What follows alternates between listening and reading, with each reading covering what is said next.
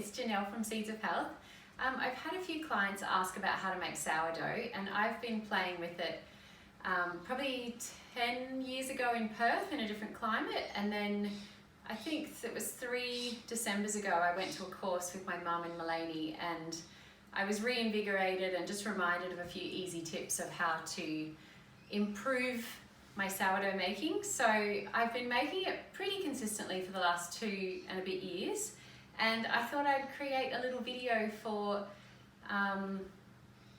some instructions and some inspiration for you at home. I know that it takes time to trust the process, but I guess I want to present what I feel is a pretty easy way to make sourdough, and from there you can troubleshoot with me and you can make your first loaf. It might be an epic failure, it doesn't really matter. I just would like you to feel like there's a bit of a bridge between you desiring to make sourdough and actually making a loaf. So I've got a sourdough culture. Ideally you just grab a culture from someone who's already got an existing culture. You can look on Marketplace to see if there's any there. If you're local to me on the Sunshine Coast, I'm more than happy to give you some of mine. However, you can also make your own from scratch. That's about a 3-day process. It's not very hard, but you need time and a bit of warmth in the air to allow it to bubble and become alive. And you feed it each day for 3 days. So imagining or pretending or assuming that we have, or you have a culture. I fed my culture last night and I let it, I leave it for a good 8 hours. I find it smoother for me to feed it at night before bed, and then come the morning I've got an active culture that I can then start to make my loaf with. So I put a good portion of my culture in here, probably about 1/3 of a cup, and then I fed it with about 1/2 cup of spelt flour and 1/2 cup of filtered water, and I stirred it together, and I put a tea towel over the top of the bowl, and I just left it dormant for 8 hours, and by morning it was bubbling. I also fed my mother culture. It's really important that you feed this before you put it back in the fridge. Just imagine that it's a living organism and it needs food to survive. So before you put it dormant back in the fridge, it needs some food and water. It's really, really imperative that you don't use any chlorinated water, so don't use any tap water. My mum's house that I'm in at the moment has a whole house filter, so I can grab some water from the tap. And at home in my tiny, I've got tank water, so again, there's no chlorine in that. But if you're unsure about the water from the tap or even the quality of your filter, I'd just buy some spring water and just make sure that you're feeding your culture and your bread with spring water to avoid the chlorine, which kills the bacteria within the culture. You want the bacteria to be alive. So my active culture, when it was ready to make my loaf, I grabbed you really need digital scales, it makes everything easier. So I grabbed an empty bowl, I tared the digital scales, and then I weighed out 150 grams of active culture. Whatever was left over, I tend to just put it back in here, and I've fed that, so I'm ready to put that back in the fridge. With that 150 grams of active culture, I also tared a new bowl, and I've got 400 grams of baker's flour in that one, and I'm just about to weigh out 100 grams of spelt, and this is the first step. So we combine all of those things together. So there's a little bit of forward thinking needed to make sourdough, but the actual time needed to knead it and mix things together is pretty minimal. You just need to allow, I tend to think of it as 2 full days and 1 evening. So the first evening is to activate the culture. The next day is quite, you've got to consider the timing. So I like to be home for a good sort of 6 hours in the morning or 6 hours in the afternoon, where I can come and go from the dough. And then I leave it in the fridge overnight and bring it out the next morning for it to rise and be baked. It's really important that you don't use any metal spoons on your culture. So I grab something plastic or a wooden spoon to be stirring my active culture, but it's fine to use a metal spoon just to weigh out the flour. So the final step for this first phase is weighing out 100 grams of organic spelt.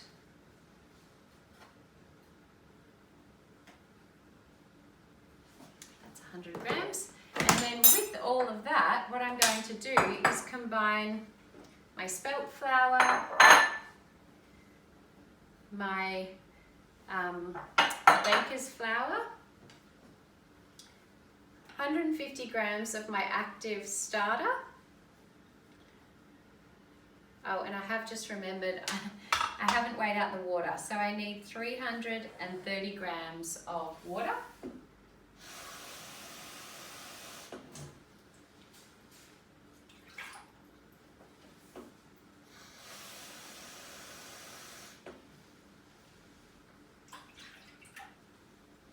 Beautiful. And then with all of that, so that was about 2 cups if you saw that. With all of that combined, I'm going to ensure that I don't use a metal spoon, and I'm going to stir this all together until it's combined well enough to form something sticky and together. And then I'm going to place a tea towel over it for 30 to 60 minutes. Now, being winter at the time of filming this, I would tend to leave it for 60 minutes. I would tend to go with the longer end of the stick with any time suggestions, just because there's not as much warmth in the air. So that is stirred through enough, and then I'm just going to put the tea towel over it and leave that for 30 to 60 minutes. Okay, so we're on to the next step. So this has been sitting for 60 minutes, and this is what it looks like. What I'm now going to do is turn it out onto the bench top. At home in my tiny, because I've got a raw bench top, I have little grooves in it. So basically consider the bench top that it's on. At home, I find it's really important to use some sort of silicone base, and that way I can knead on it. So for this very spacious, easeful bench top, I can just flip it out. One of these is really brilliant, or something that's quite fine and flexible. You want to get all of the dough turned out onto the bench top. You don't need to flour the bench top. I guess that's the benefit of having an easy to use bench top or a silicone mat. From here, I'm just going to push it down. I've got a little bit of filtered water here, and I've also measured 10 grams of salt. Obviously, we don't want to be using any table salt, so I tend to use really fine sea salt. That would be better than chunky salt or rock salt. You need 10 grams of it, so I've weighed that already on the scales. And I'm just going to use a couple of little drops of water over the dough, and then I'm going to sprinkle the sea salt out. You want to sort of spread it around, add a little bit more water, and then we're actually going to knead the dough for 5 minutes. So what I tend to do is set the timer for 5 minutes and then just commit completely to the dough. Don't try and do 2 or 3 things at once. And also consider the intention that you're putting into your bread, because I really think that energy makes a big difference. So don't be worrying or thinking or stressing about things while you're kneading your dough. It's only 5 minutes. Treat it as a bit of a meditation. And while you're kneading, you're wanting to be basically massaging the salt in and getting out all the air pockets, stretching it, but you don't want to be breaking the dough. So try not to stretch it so far that it tears. You want to try and build that elasticity of the dough. And with this beautiful bench top, it's actually really, really easy to be maneuvering the dough around without fighting the silicone mat that I'm sometimes fighting at home.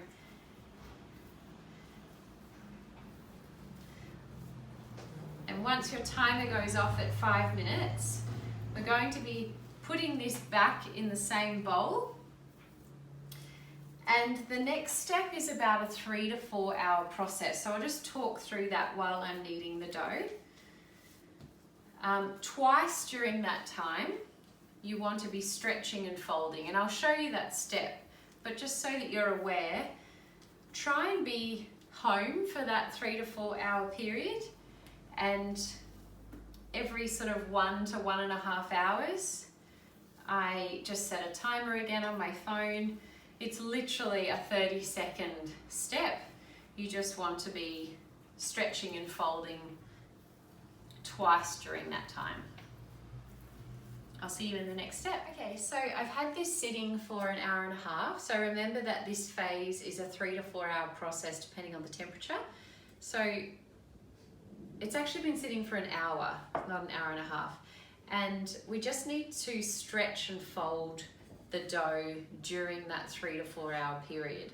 So what I like to do is just grab a little bit of filtered water and just put it on the ends of my hands, and then I'm basically just going to pull the dough around the side of the bowl, stretch it while I'm doing it, and fold it back.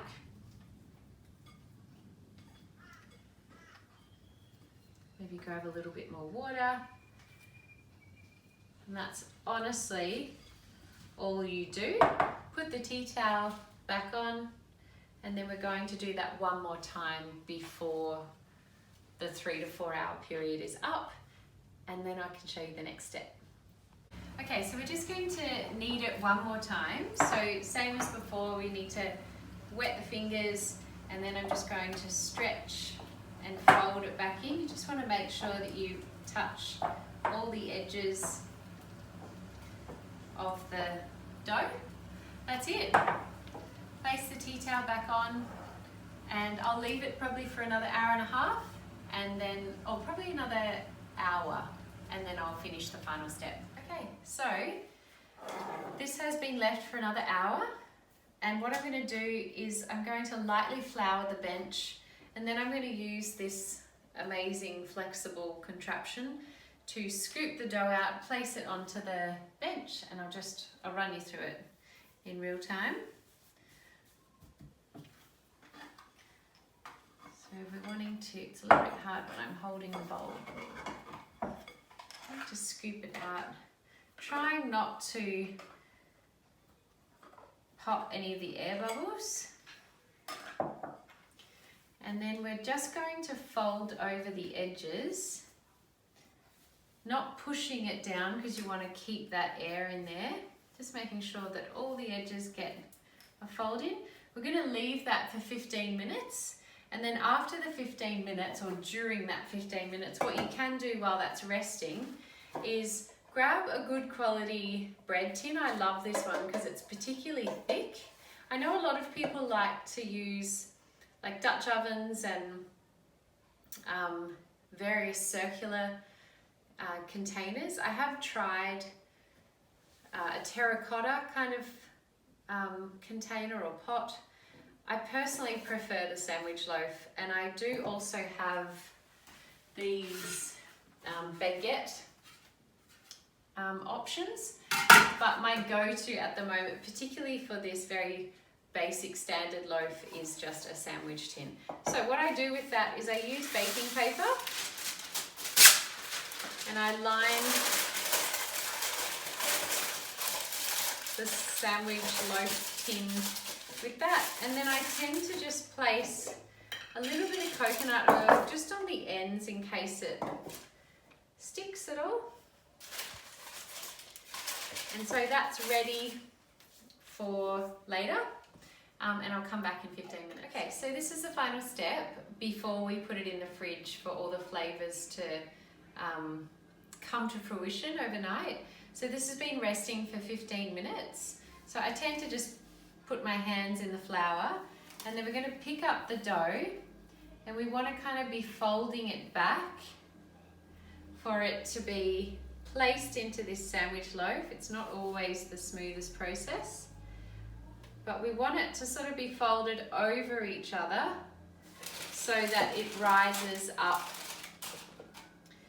rather than being turned the other way, and then as it rises it will open up. I guess it doesn't really matter, but that's just sort of how I was taught, and I'm sure I'm not even doing it perfectly, but my loaves turn out. So it does work, and I'm sure I can continually perfect it. It needs to be in some sort of airtight container in the fridge so that the moisture and I guess it's mainly moisture and the air doesn't get to it overnight. So what I tend to do is get 2 Glad bags and I just feed them in at either end. And that provides enough,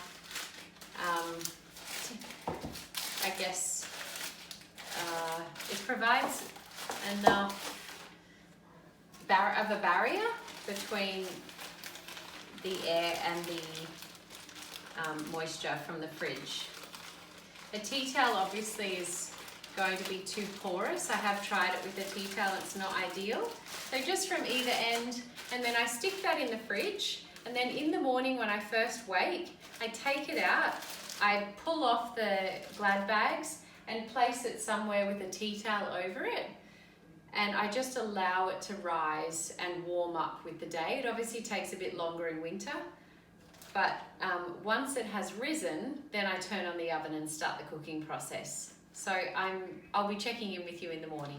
Okay, so we're up to the final step of the sourdough. I had an early airport drop off this morning, so this has been out for about 3 to 4 hours, and it has risen nicely. I could leave it a little longer, it is winter, but I feel like that plus the time in the oven, it will cook beautifully. I could leave it to rise to the very top, so that's up to you how you choose to do that. With the cooking method that I prefer, I like to have a deep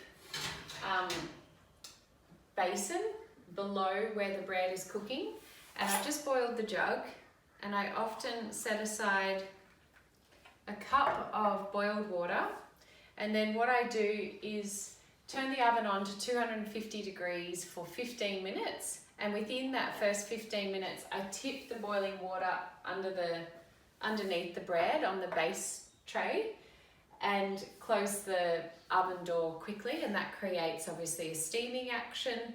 And then after that 15 minutes has finished, I turn it down to 200 and I cook it for 35 minutes on 200. And that should produce a really beautiful loaf. I then leave it out on the bench to cool before cutting it, because if you cut it when it's warm, it tends to tear. So hopefully you have success with your first loaf.